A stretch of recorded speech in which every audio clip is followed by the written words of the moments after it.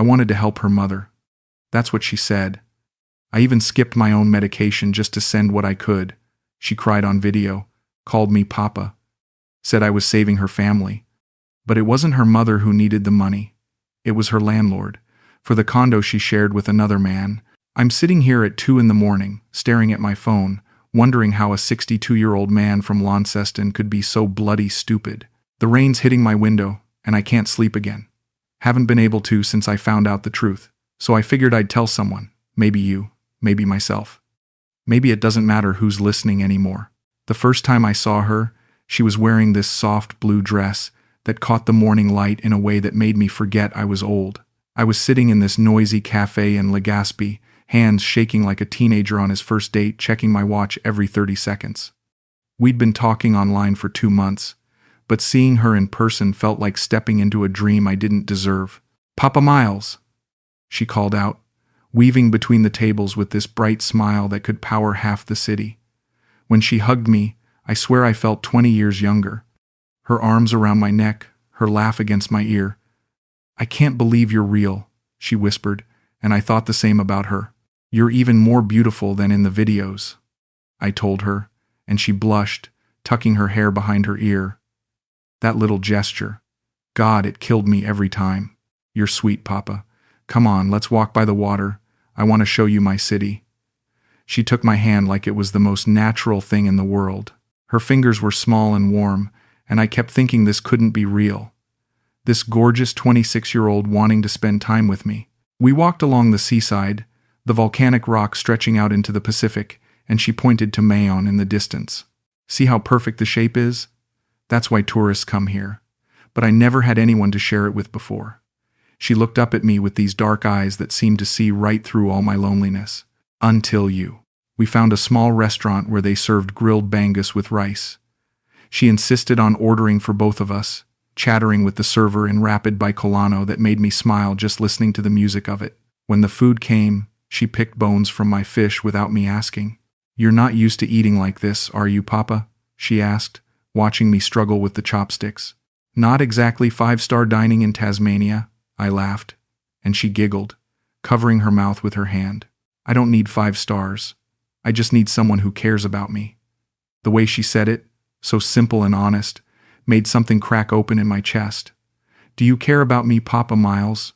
"More than I probably should," I admitted, and she leaned across the table to kiss my cheek. "Good, because I care about you too. More than you know." That night, we sat on the seawall talking until the stars came out. She told me about growing up poor, about her dreams of maybe visiting Australia someday. I told her about my divorce, about how my kids stopped calling after I retired early, about the empty house that felt more like a tomb than a home. "You seem sad, Papa, even when you smile." She touched my arm, and I felt this electric warmth spread from where her fingers rested. "Maybe I can help you not be sad anymore." I wanted to believe her. Christ, I wanted it so badly. When I flew back to Launceston 3 days later, I couldn't stop thinking about that dress, that laugh, the way she said my name like it meant something. But let me back up, because the real story started months before that cafe, back when the world was locked down and I was slowly losing my mind in a house that felt smaller every day. COVID hit Australia hard in 2020, and I was already retired, already divorced, already feeling like the world had moved on without me. My ex-wife Jenny had remarried some accountant from Melbourne. My kids, Sarah and Tom, they were dealing with their own lives, their own lockdowns. The calls became texts, then texts became silence. I spent most days sitting in my lounge chair, watching the news, watching the world fall apart while mine had already crumbled years ago. That's when I found Facebook, started joining expat groups, Australian men living in Asia, that sort of thing. I wasn't looking for anything, really, just voices, human connection, something to fill the silence between breakfast and whatever passed for dinner. Her first comment was on a post about Australian men being more caring than Filipino men. Simple words. "I think Aussie men have good hearts. They don't just think about themselves." I clicked on her profile. Juvy 26, from Legazpi City. In her photos, she was always smiling, always surrounded by friends or family, always looking like she had this inner light that I'd forgotten existed. I messaged her. Nothing fancy. "Hi there, saw your comment about Aussie men. I'm Miles, from Tasmania. Hope you're staying safe during all this madness. She replied within an hour. Hi, Papa Miles. Yes, I'm safe. Are you? It must be scary being alone during lockdown. Papa. She called me Papa from the very first message, and something about it made my chest tight in a way I hadn't felt in years. We started chatting every day, then video calls, then hours-long conversations that stretched into the Philippine morning and my late night. Papa, you look tired, she'd say, her face glowing on my laptop screen while I sat in my dark kitchen with just the fridge light for company. Are you eating enough? You need to take care of yourself. I'm fine, love. Just tell me about your day. She'd light up, telling me about her job at a small office, about her friends, about the movies she watched. But sometimes, late at night Philippine time, she'd get quiet and serious. Papa, can I tell you something? I never had a father growing up. Mama raised me alone, and it was so hard. Sometimes I wonder what it would be like to have someone who cared about me like a father should. She'd stroke her hair, this unconscious gesture that made my heart race. You make me feel safe, you know. Like someone finally cares if I'm okay. I do care, Juvy. More than you know. Really? Even though I'm so far away? Even though I'm just a girl from a small city you've never heard of? Especially because of that. And I meant it. In those video calls, in that rectangle of light on my screen, I found something I'd lost years ago. Purpose. The feeling that I mattered to someone. She'd giggle when I told her about my day, about the walks around the neighborhood, about the books I was reading. You're so smart, Papa. I wish I could read books like that, but my English isn't good enough for big words. Your English is perfect, love. You're perfect. Don't say that, Papa. You'll make me cry happy tears. For months, this went on. Every day. Sometimes twice a day. She became the first voice I wanted to hear when I woke up and the last face I wanted to see before sleep.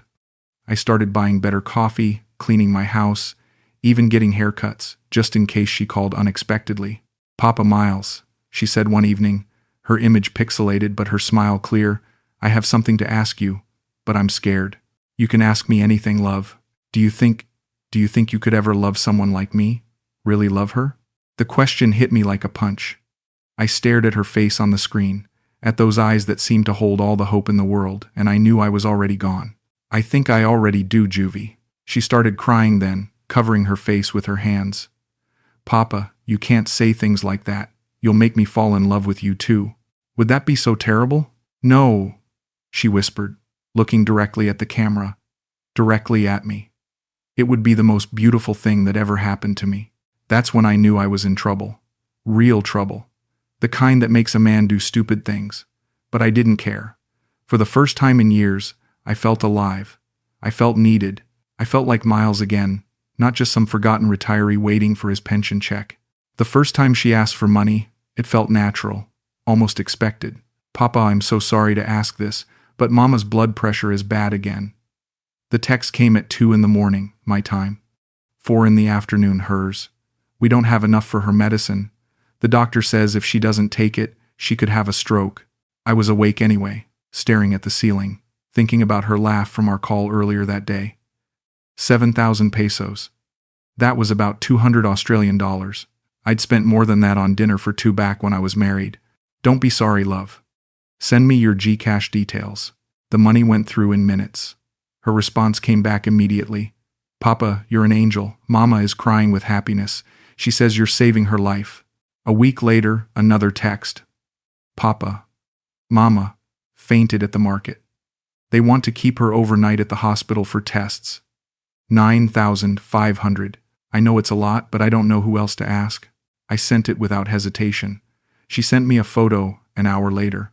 An older woman in a hospital bed, IV line in her arm, looking frail and tired. This is Mama, Papa. She says thank you. She says you're the father she always prayed I'd find. Looking at that photo, I felt something I hadn't felt since my own mother died. The weight of being responsible for someone's well-being. The gravity of love that extends beyond yourself. This woman, this stranger, was alive because I chose to help. But something nagged at me. The photo seemed too staged, too perfect. The lighting was good, the composition almost artistic. The woman was wearing the same green hospital gown in both photos she'd sent, even though they were supposedly taken a week apart. Same blanket. Same bedside table setup. Papa, are you there? Juvy's voice snapped me back to our video call. She was wearing a white tank top, hair pulled back, looking concerned. You seem far away tonight, just thinking about your mom. How is she feeling? Better, thanks to you. She's home now, resting. Papa, can I ask you something? Of course. Her face changed, became serious in a way that made my stomach tighten. Do you think I'm lying to you? About Mama? About the money? Why would you ask that? Because sometimes I see it in your eyes. Like you don't trust me completely. Like you think I'm some kind of scammer. Her voice cracked, and tears started falling. Papa, that hurts so much. I would never lie about my mother being sick. Never. Juvy, No. Let me finish. I love you, Papa Miles. I love you like a daughter loves her father. Like a woman loves a man. Both ways. And if you can't trust that, if you think I'm just using you, then maybe we shouldn't talk anymore. Panic shot through me like ice water. Juvy, please. I didn't mean. Do you think I'd lie about my mother, Papa? Look at me and tell me you think I'm a liar. I looked at her face on the screen, at the tears streaming down her cheeks, at the pain in her eyes, and I felt like the biggest asshole in the world. What kind of man questions a woman about her dying mother? What kind of person suspects someone they claim to love? I'm sorry, love. I trust you completely. I was just worried about you both. Really? You trust me? With my life. She smiled then, wiping her eyes. I love you, Papa Miles. Don't ever doubt that. And don't doubt me. I would die before I'd hurt you. I sent more money that month. For medicine, for food, for utilities. Each time she sent photos. Each time I pushed down the small voice that said something wasn't right. Because what if I was wrong? What if this woman really did need help? What if I was just a cynical old man who'd forgotten how to trust? 3 months later, I booked another flight to the Philippines. This time, I wanted to meet her mother. I wanted to look into the eyes of the woman whose life I'd been helping to save. Papa, that's so sweet of you, but Mama is very shy about meeting strangers, Juvy said during our call, and she's still not feeling well. Maybe next time? I don't mind if she's shy, love. I just want to say hello, to let her know how much I care about you both. I know, Papa, but maybe it's better if we stay at a hotel this time. My place is so small, and with Mama being sick, it's not comfortable for guests. Something cold settled in my stomach, but I agreed. We checked into a mid-range hotel near the city center. Juvy was as beautiful as ever, as affectionate as ever, but something felt different. She was nervous, distracted, always checking her phone. On the second night, she said she needed to visit her mother. She's having a bad day, very weak. I need to bring her dinner and her medicine. I'll come with you. No, Papa, she's not presentable. And she gets embarrassed when she's not feeling well. You understand? I wanted to understand. I wanted to be the kind of man who respected boundaries. But as I watched her leave the hotel, something twisted in my gut. I waited an hour, then walked out into the humid evening air. Her neighborhood wasn't far. I'd memorized the barangay name from her stories. But when I got there, the narrow streets seemed to wind in circles. I found a sorry store, bought a Coke, and tried to sound casual. Excuse me, do you know where the Abanilla family lives? Older woman sick with blood pressure problems, lives with her daughter Juvy. The vendor, a middle-aged woman counting peso coins, looked up at me with curious eyes. Abanilla? No, sir. Nobody by that name around here. I know everyone in this barangay. Been here 20 years. Are you sure? Maybe they're new? Sir, this is a small place. I would know. I bought another Coke I didn't want and walked back to the hotel, my mind spinning. Maybe I had the wrong barangay. Maybe she'd moved recently. Maybe the vendor was mistaken. There had to be an explanation. Juvy came back after midnight, smelling like cigarettes and men's cologne. How's your mum? I asked, trying to keep my voice normal. Not good, Papa. Very tired, but she sends her love. She kissed my cheek and headed for the shower. Let's not talk about sad things tonight, okay? I just want to be with you. But I couldn't stop thinking about the vendor's words. Nobody by that name around here. The next morning, Juvy showed me another photo on her phone. A Meralco electricity bill. Papa, I'm so embarrassed to ask again, but if the power gets cut, Mama can't run her breathing machine in this heat. The bill is 4,800. I looked at the bill. The address was printed clearly at the top. Rizal Street, Barangay Sabong. Not the barangay she'd told me they lived in. Not anywhere close to where I'd been looking the night before. Love, this address. It's different from what you told me before. Her face changed instantly. The warmth drained away, replaced by something cold and hard. What are you saying, Papa? I'm not saying anything. I'm just asking. You said you lived in Barangay Taysan. This bill says Sabong. Are you accusing me of lying? Her voice was sharp now, cutting. After everything I've shared with you? After I've let you into my heart? Into my family's problems? You think I'm scamming you? Juvy, No. She stood up, tears already flowing. I can't believe this.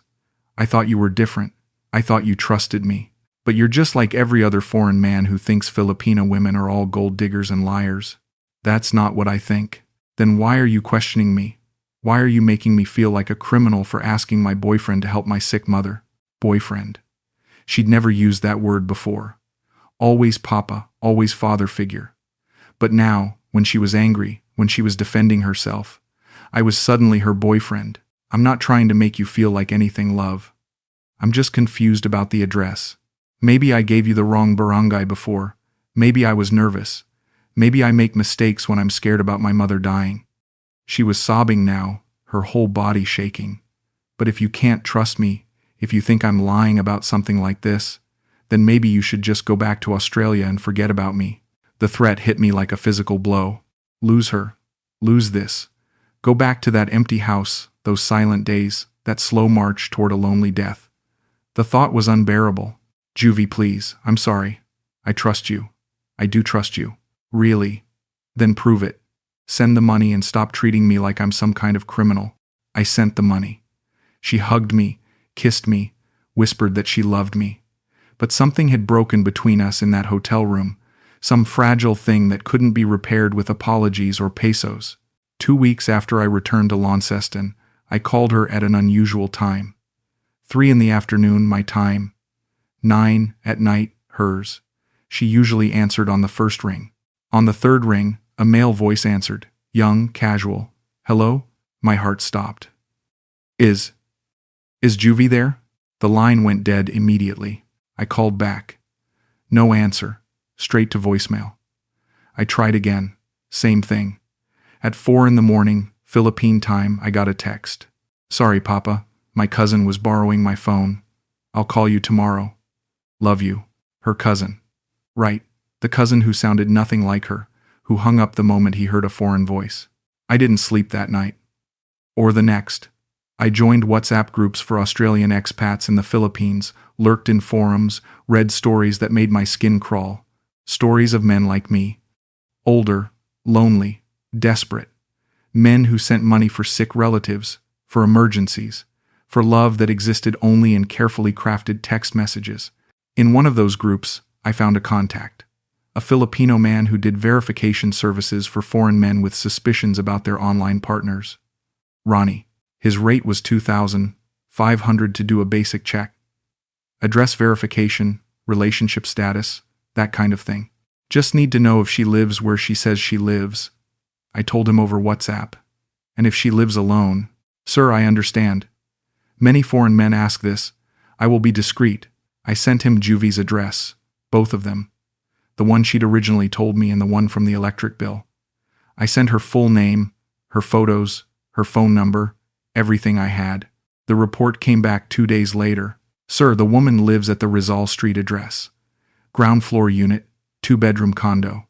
She does not live alone. Male occupant, approximately 24 to 26 years old. Neighbors say they have been living together for about 6 months. No elderly woman at this address. No sick mother. The barangay address you provided, I cannot find anyone by this name. I read the message 3 times. Then I deleted it. Then I recovered it from the deleted messages folder and read it again. No sick mother. Living with a man. 6 months. I sat in my kitchen, staring at my phone, feeling like someone had scooped out my insides with a spoon. The woman I'd fallen in love with. The woman I'd sent thousands of dollars to. The woman who called me Papa and said I was saving her family. She was using my money to pay rent for the condo she shared with another man. Her mother's medicine money was going to their electricity bill. Her mother's hospital money was going to their food, their utilities, their life together while I sat alone in Tasmania, skipping my own medications to send more. I didn't call her that night, or the next. I just sat with the knowledge, letting it eat me from the inside out. On the third day, she called me. "Papa, why haven't you called? Are you okay?" Her voice sounded exactly the same. Sweet, concerned, loving. Like nothing had changed, like she wasn't lying about everything. "I'm fine, love. Just been busy. I miss you, Papa. I miss our talks. Have you been taking your medicine? You know I worry about you." The irony was thick enough to choke on. She worried about my medicine while using my money meant for her mother's medicine to pay her boyfriend's rent. "Actually, Juvy, I wanted to ask you something." "Of course, Papa. Anything." "Who was that man who answered your phone the other night?" Silence. Long, heavy silence. "I told you, Papa. My cousin. He was borrowing my phone." "Your cousin who hung up the moment he heard my voice?" He was probably surprised. Not expecting an international call. "And this cousin, does he live with you?" Another pause. "Sometimes he stays over, when he has problems at home." "Papa, why are you asking me these questions?" "Because I hired someone to check your address, Juvy, and they found some interesting things." The silence that followed was different, colder. I could almost hear her mind working, calculating, deciding how to play this. You hired someone to spy on me?" Her voice was small now, hurt. "Papa, how could you do that? How could I? How could you lie about your mother being sick? How could you take my money for medicine and spend it on rent for you and your boyfriend?" "Papa, you don't understand." "Then explain it to me. Explain how your sick mother doesn't exist. Explain how the woman in those hospital photos isn't your mother. Explain how you've been using me to fund your life with another man." I could hear her crying now, but it sounded different than before. Less performance, more genuine panic. "Papa, please. It's not what you think." "Then what is it, Juvy?" I needed help. Real help. But not for what I said." "Go on." "My family is poor, Papa. Really poor. And I met this guy, and he said he loved me, but he doesn't have money either. We needed a place to live, and I thought if I could find someone who cared about me, someone who could help. So you invented a sick mother." I didn't know how else to ask. Foreign men, they don't help girlfriends just because. But they help daughters who need to save their mothers. I thought it would be easier. Easier to lie. "I never meant to hurt you, Papa. I really do care about you. You're a good man, the kindest man I've ever talked to. But I'm young, and I have needs, and you're so far away. So you used me. I survived, Papa. I did what I had to do to survive." The honesty of it was almost worse than the lies. At least the lies let me pretend there had been some real affection. This stripped away even that comfort. And the photos? The hospital photos? Stock photos. From medical websites. "I'm sorry, Papa. I'm so sorry." I sat there listening to her cry, and I felt nothing. No anger, no betrayal, no heartbreak. Just emptiness. Like someone had finally turned off a light I'd been using to navigate in the dark. "Juvy." "Yes, Papa." "Don't call me Papa anymore." "Miles, please.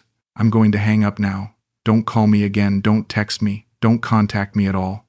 "But Miles, I do care about you. In my own way.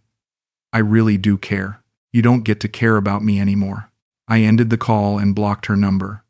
Then I blocked her on Facebook, on WhatsApp, on every platform we'd used to build what I thought was love but was really just an elaborate transaction. She tried to reach me through other numbers, through fake accounts, through friends. Messages saying she was sorry, saying she missed me, saying she'd changed.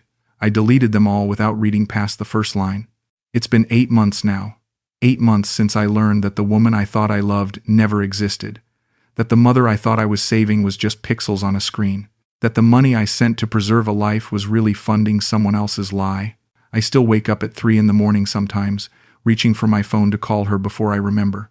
I still catch myself buying 2 coffees at the cafe before I realize I'm drinking alone. The house is still too quiet, the day's still too long. But I've started doing things differently. Small things. I bought a better coffee maker, One that makes the kind of coffee I actually like instead of the cheap instant I'd been drinking for years. I started taking yoga classes at the community center. Started cooking real meals instead of eating from cans. Started taking my own medicine regularly instead of skipping doses to save money for someone else's fictional emergencies. I even started seeing a counselor, online, through one of those therapy apps. Seemed fitting, somehow. Getting help through a screen, like everything else in my life lately. You were vulnerable, she told me during our first session. Loneliness is a powerful thing. It makes us see what we need to see instead of what's really there. I feel like such an idiot. You feel like a human being who wanted to be loved. That's not idiotic. That's universal. But I sent her thousands of dollars. For a woman who didn't exist. You sent money to help what you believed was a suffering person. The fact that she lied doesn't change the goodness of your intention. Maybe she's right. Maybe I'm not the fool I think I am. Maybe I'm just a man who got lost trying to find his way back to feeling human. I drive past the airport sometimes, the one I flew out of to meet her. I don't feel the urge to book another flight anymore. Don't feel the need to find another young woman in another poor country who might call me Papa and promise to love me. I'm learning to love myself instead. It's harder work than I expected, more expensive too in its own way, but the return on investment seems more reliable. Last week, I got a text from an unknown number. Papa Miles, it's Juvy. I know you don't want to talk to me, but I needed you to know that I really did care about you. Not in the way you wanted maybe, but in my own way. You were kind to me when nobody else was. I hope you find someone who deserves that kindness. I deleted it. But not right away. I sat with it for a few minutes, remembering the sound of her laugh, the way she used to stroke her hair when she was thinking. Remembering the version of her I fell in love with, even though she was never real. Then I deleted it and went to make myself some coffee. The good stuff. The kind I deserve. I don't send money to strangers anymore. But I do send money to myself, in a way. To yoga classes and therapy sessions and good coffee and medicine I actually need. To books and better food and sometimes, when I'm feeling generous, to charitable organizations that help real people with real problems. It's not the same as feeling needed by someone who calls you Papa, but it's real. And after months of living in a lie, real feels like enough. Sometimes, late at night when the rain hits my window, I wonder what would have happened if I'd never found out the truth. If I just kept sending money, kept believing in her sick mother, kept living in that warm fiction where I mattered to someone young and beautiful. Would that have been better? To live in a lie that made me happy rather than a truth that left me alone? I don't think so. Because even when I was happy with Juvy, even when I thought she loved me, I was still alone. The only difference was I didn't know it. Now I know it. And somehow, that makes the loneliness easier to bear. More honest, at least.